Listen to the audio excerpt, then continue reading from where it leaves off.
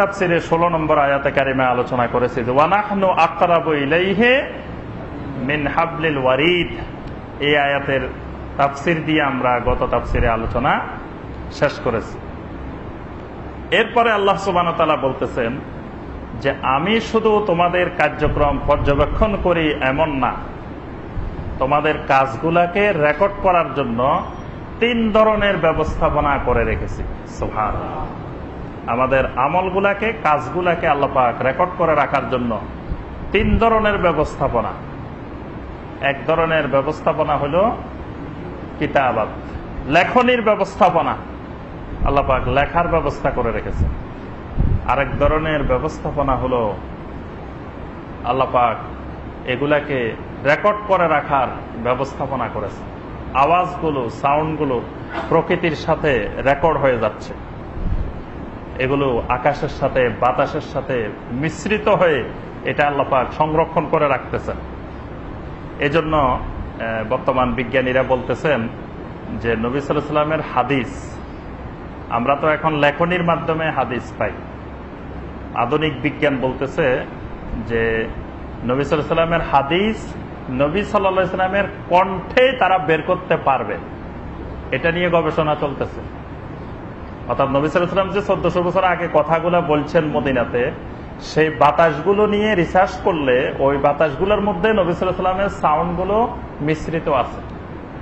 ওখান থেকে যদি বের করা যায় তাহলে নবী সাল্লাল্লাহু আলাইহি ওয়াসাল্লামের হাদিস নবী সাল্লাল্লাহু আলাইহি ওয়াসাল্লামের কণ্ঠে শোনা যাবে। সুবহানাল্লাহ। এটা নিয়ে গবেষণা চলতেছে যে নবী সাল্লাল্লাহু আলাইহি ওয়াসাল্লামের হাদিস নবী সাল্লাল্লাহু আলাইহি ওয়াসাল্লামের কণ্ঠে নিয়ে আসে। আল্লাহ পাক মানুষের এই আমলগুলোকে, কাজগুলোকে এইভাবেও সংরক্ষণ করেন। আবার আল্লাহ পাক ভিডিও করেন, একেবারে কাজটা আমি কিভাবে করতেছি না করতেছি সব কিছুকে আল্লাহ পাক ভিডিও আকৃতিতে ধারণ করে রাখতেছে। কিয়ামতের ময়দানে আমার সামনে, আপনার সামনে এটাকে দেখানো হবে যে তুমি এই রকম এইভাবে করেছিলে। আল্লাহ পাক সেই কথাটির বর্ণনা এইভাবে দিচ্ছেন, ইযিয়া তালাক্কাল মুতালাক্কিয়ানি আনিল ইয়ামিনি ওয়া আনিশ শিমালি কাঈদ। রব্বুল আলামিন বলেন, এর বাহিরে আমি তোমার ডান দিকে এবং বাম দিকে 2 জন ফেরেশতাকে সুন্দরভাবে আমি বসিয়ে রেখেছি। সুবহানাল্লাহ। 2 জন ফেরেশতাকে বসিয়ে রেখেছি, আনিল ইয়ামিন ওয়া আনিশ শিমাল, ডান পাশে এবং বাম পাশে। এদের নাম কি? একজনের নাম কেরামুন, একজনের নাম কাতিবিন, নাকি? হ্যাঁ, এই ডিপার্টমেন্টের নাম হলো কেরামুন কাতিবিন। আল্লাহ পাক বলছেন, কেরামান কাতিবিন ইয়ালামুনা মা তাফআলুন, তোমরা যা কিছু করো কেরামুন কাতিবিন। কেরামুন কাতিবিন মানে সম্মানিত লেখক বৃন্দ। এই কাতেবেরা, সম্মানিত লেখক বৃন্দরা তোমাদের এই কার্যক্রমগুলো জানেন, তারা লিখে রাখেন। তাহলে এরা এই ডিপার্টমেন্ট কেরামুন কাতিবিন বিভাগ, আমাদের ডান পাশে একজন, বাম পাশে একজন, 2 জন প্রহরী, যারা 24 ঘন্টা দিনে রাতে, আমি ঘুম গেলেও তারা সাথে থাকে, আমি জাগ্রত থাকলেও তারা সাথে থাকে, আমি টয়লেটে গেলে সেখানেও থাকে, সব জায়গায় এই 2 জন সাথে আছেই। এই 2 জনকে রেখে যে ভাই তোমরা একটু বসো, আমি একটু এই কাজটা করে আসি, তোমরা এখানে একটু বসো, আমি ঘুষের টাকাটা নিয়ে আসি, যাতে কেরামুন কাতিবিন দেখলো না। এরকম যদি তাদের সাথে আমাদের কথাবার্তা হইতো, দেখতেন যে কত আগে আমরা লাইন করে ফেলতাম, তাদেরকে টাকা পয়সা দিয়ে, কিছু দিয়ে, যে ভাই তুমি এখানে বসো বা লেখিও না, এটা তোমাকে আমি এই ব্যবস্থাপনা করে দিচ্ছি। কিন্তু আল্লাহ পাক এমন ব্যবস্থাপনা করেছেন তাদের সাথে আমাদের কোনো যোগাযোগ নাই, কিন্তু আমাদের সাথে তারা আছেন, আমাদের কাঁধে তারা বসে আছেন। আল্লাহ পাক বলতেছেন, আনিল ইয়ামিনি ওয়া আনিশ শিমালি কাঈদ। কাঈদ মানে বসে আছেন। আল্লাহ পাক তাদেরকে এমন ভাবে বসাই দিচ্ছেন, তারা ইচ্ছা করলেও এখান থেকে আলাদা হইতে পারেন না। আল্লাহ পাক এমন ভাবে আমাদের সাথে সংযুক্ত করে দিচ্ছেন যে এরা ইচ্ছা করলেও এটা থেকে আলাদা হইতে পারে না। আবার আল্লাহ পাক তাদেরকে এমন ভাবে দিয়েছেন যে তাদের মাঝে মধ্যে টয়লেটে যাওয়ার দরকার হয় না। যদি এরা একটু টয়লেটে যাওয়ার দরকার হইতো তাহলে তো আমরা ওই ফাঁকে দিয়ে কিছু করে ফেলতে পারতাম, কিন্তু এখান থেকে তাদের বাইরে যাওয়ারও দরকার হয় না, খাওয়ারও দরকার হয় না। খাওয়ার জন্য গেল, যে এখন খাবারের বিরতি দিল তারা, সেই সুযোগে আমরা কিছু করে ফেলতে পারতাম, তাও না। এমন ভাবে সংযুক্ত, তাদের খাওয়া দাওয়া টয়লেট কিছুর দরকার নাই, সারাক্ষণ এইভাবে কাঈদ, এখানে তারা বসে। এবং রাব্বুল আলামিন তাদেরকে এমন ক্ষমতা দিচ্ছেন যে তারা শরীরের একেবারে ভিতরে পর্যন্ত আমার কি চিন্তা ভাবনা করতেছি, কি করার পরিকল্পনা করতেছি, সব কিছু তারা উপলব্ধি করতে পারে। সুবহানাল্লাহ। মা ইয়ালফিজু মিন কাওলিন ইল্লা লাদাইহি রাকীবুন আতীদ। রাব্বুল আলামিন বলেন, বান্দা তুমি মুখের থেকে এমন কোন লফজ, এমন কোন শব্দ তুমি বের করতে পারো না, ইল্লা লাদাইহি রাকীবুন আতীদ, যে শব্দটিকে রেকর্ড করার জন্য আমার একজন অতন্দ্র প্রহরী নিযুক্ত নাই। সুবহানাল্লাহ। মানে তাকে ফাঁকি দিয়ে তুমি তোমার মুখ থেকে এমন কোন শব্দ, এমন কোন লফজ তুমি বাহির করতে পারবে না। ওয়াজাআত সাকরাতুল মাউত বিল হক, আর তোমার নিকটে হক সহকারে সাকরাতুল মাউত আসবে। সুবহানাল্লাহ। সাকরাতুল মাউত আসবে। যালিকা মা কুনতা মিনহু তাহিদ। সাকরাতুল মাউত হলো ওই জিনিস, যে জিনিস থেকে পলানোর জন্য তুমি সারা জীবন চেষ্টা চালিয়ে থাকো, সারা জীবন যেটা থেকে বাঁচার জন্য, যে যত রকমের উপায় আছে সকল উপায় অবলম্বন করে মানুষ মৃত্যু থেকে বাঁচতে চায়। আল্লাহ পাক বলতেছেন, যত বাঁচার চেষ্টা করো এই সাকরাতুল মাউত আসবেই। এটা হক, এটা সাকরাতুল মাউত হক, এটা সত্য, এটা আসবেই।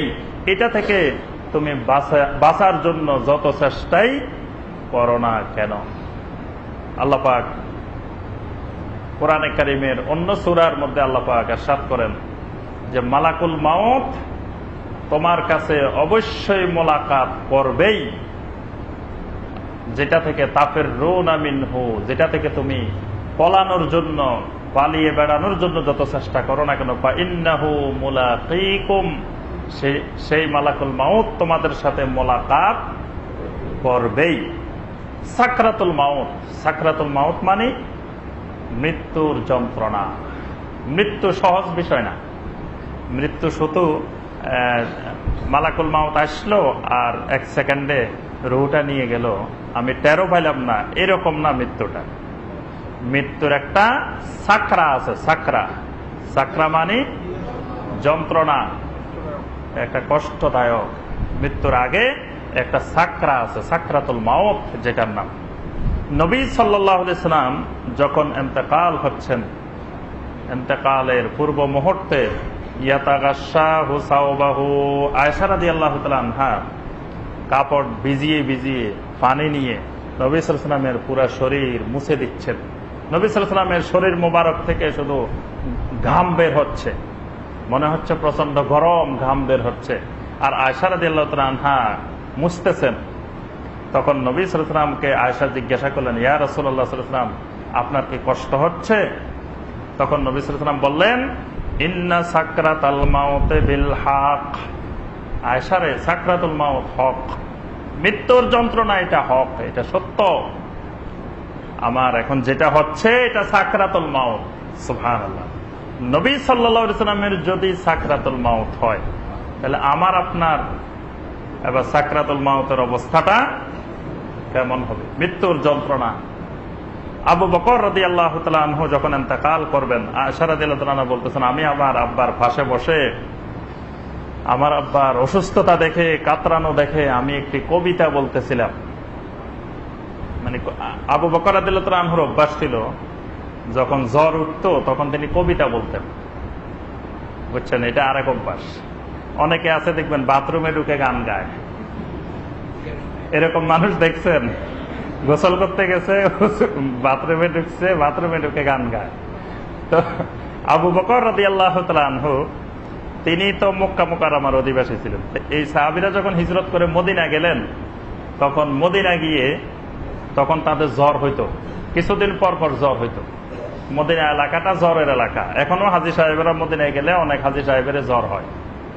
মদিনা একটু ঠান্ডা এলাকা এবং আবহাওয়া আলাদা হওয়ার কারণে মক্কা থেকে সেখানে জ্বরে আক্রান্ত হইতেন। তা আবু বকর রাদিয়াল্লাহু তাআলা আনহুর যখন জ্বর হইতো, তখন তিনি আরবি সাহিত্যের অনেকগুলো কবিতা বলতে থাকতেন জ্বর হইলে। তো যখন আবু বকর রাদিয়াল্লাহু তাআলা ইন্তেকাল করবেন, তা আয়েশা রাদিয়াল্লাহু তাআলা আনহা তার সামনে বসে কবিতা বলতেছেন। তখন আবু বকর রাদিয়াল্লাহু তাআলা বললেন, আয়েশা, ইন্না সাকরাতাল মাউত বিল হক। সাকরাতুল মাউত, আমার এটা অসুস্থতা না, আমার এটার নাম হলো সাকরাতুল মাউত। সুবহানাল্লাহ। নবী সাল্লাল্লাহু আলাইহি ওয়াসাল্লাম বলেন, তাওবার দরজা ততক্ষণ পর্যন্ত খোলা থাকবে মা লাম ইউগারগার, গারগারা আসা পর্যন্ত। গারগারা মানে সাকরাতুল মাউত। সাকরাতুল মাউত আসার আগ পর্যন্ত তাওবার দরজা খোলা থাকবে। যখন সাকরাতুল মাউত এসে যাবে, তখন আর তাওবার দরজা খোলা থাকবে না। তখন যত তওবা করেন, ফেরাউনও তওবা করছে। ফেরাউনের যখন সাকরাতুল মাউত এসে গেছে, ফেরাউন তওবা করে ফেলছে, ফেরাউন ঈমান এনে ফেলছে, কিন্তু আল্লাহ পাক সেই ঈমান কবুল করেন নাই। এজন্য তাওবার সময় হলো সাকরাতুল মাউতের আগ পর্যন্ত।